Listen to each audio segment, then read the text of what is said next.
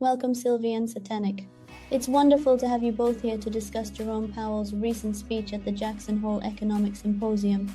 His remarks covered a lot of ground, from the initial shock of the pandemic to the complexities of the economic recovery. I'm curious, what were your first impressions of the speech, and what aspects stood out to you the most? Thank you, Tinatin. I found Powell's speech quite fascinating, especially the way he framed the post-pandemic period within a broader historical context. He didn't just present data, he provided a narrative that really made me think about the extraordinary challenges faced by the Federal Reserve. What particularly intrigued me was how he connected the dots between the pandemic-induced economic shutdown and the rapid yet uneven recovery that followed. I couldn't help but wonder, did the Fed have enough tools at its disposal, or were they improvising as they went along? It felt like they were navigating uncharted waters with every decision. I agree, Sylvie. Powell's recount of the initial economic shock in 2020 really hit home. The way he described the labor market disruption, with over 8 million people leaving the workforce, was eye-opening. I kept thinking, how did we manage to recover from such a massive blow? And yet, there are still lingering questions in my mind. For example, are the labor market scars deeper than they appear?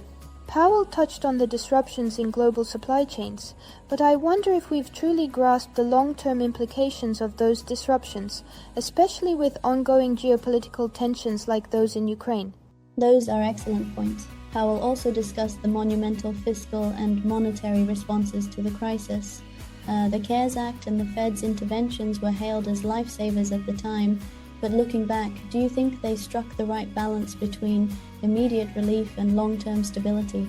The CARES Act was certainly a game-changer, and I think it prevented a full-blown economic collapse. However, Powell's speech made me reflect on the broader consequences of such large-scale interventions. Could they have inadvertently set the stage for the inflationary pressures we're grappling with now?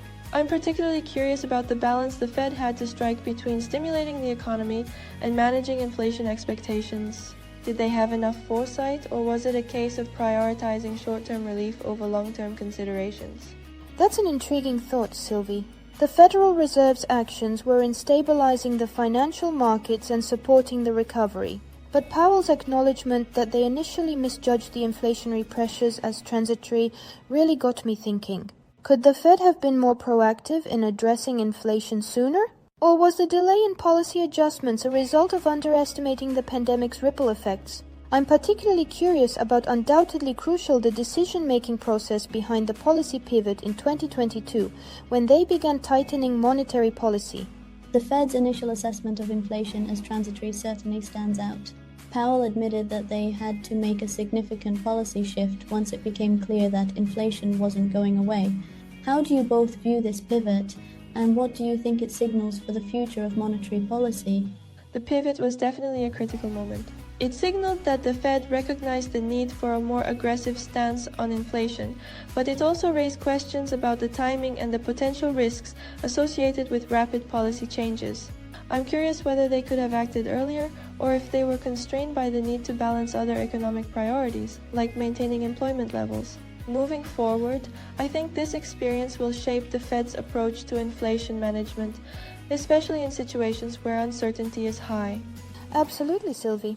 The Fed's response to the inflationary pressures, especially in the context of global events like Russia's invasion of Ukraine, highlights the complexity of modern monetary policy.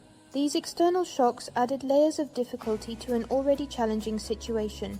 Powell's emphasis on adaptability really resonated with me.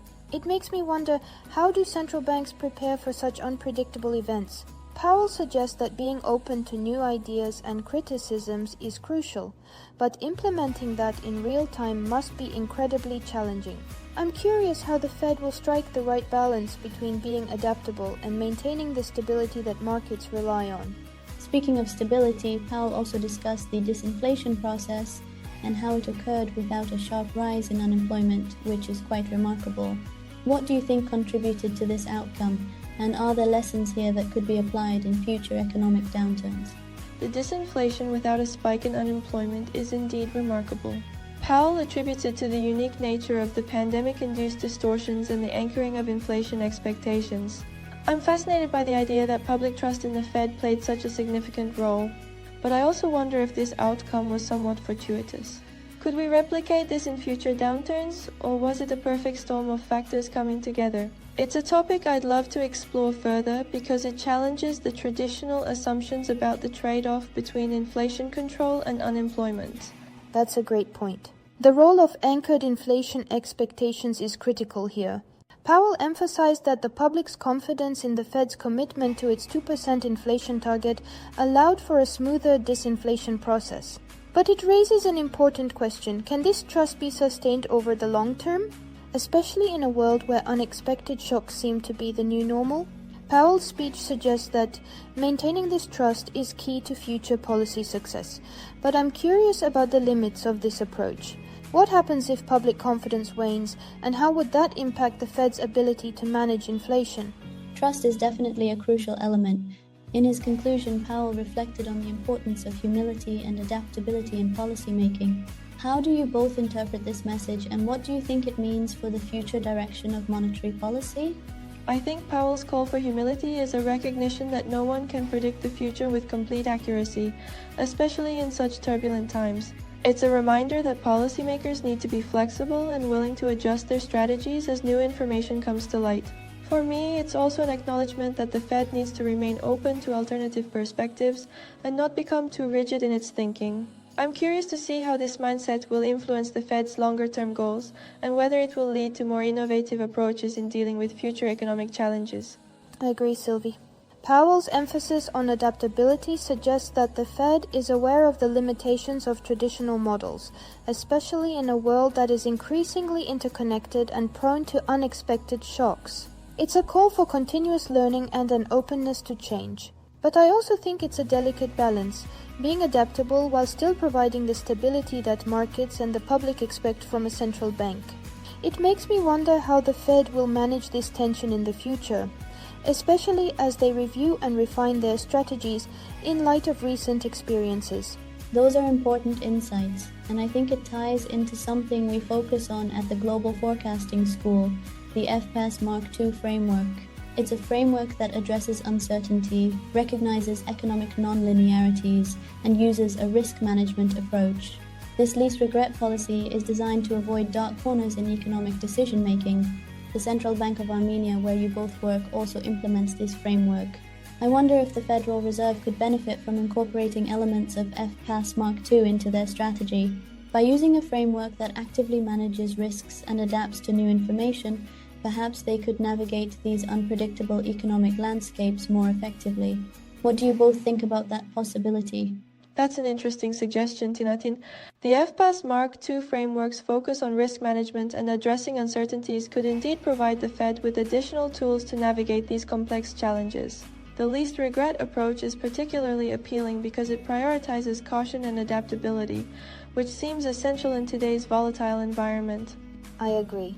The framework's emphasis on recognizing non-linearities and managing risks could help the Fed make more informed decisions, especially when facing unexpected shocks. If Powell and his team were to adopt some of these principles, it could potentially lead to more resilient and flexible monetary policy. It's definitely something worth exploring further. Thank you both for such an insightful discussion. Powell's speech certainly gives us a lot to think about, and I appreciate the depth of your reflections.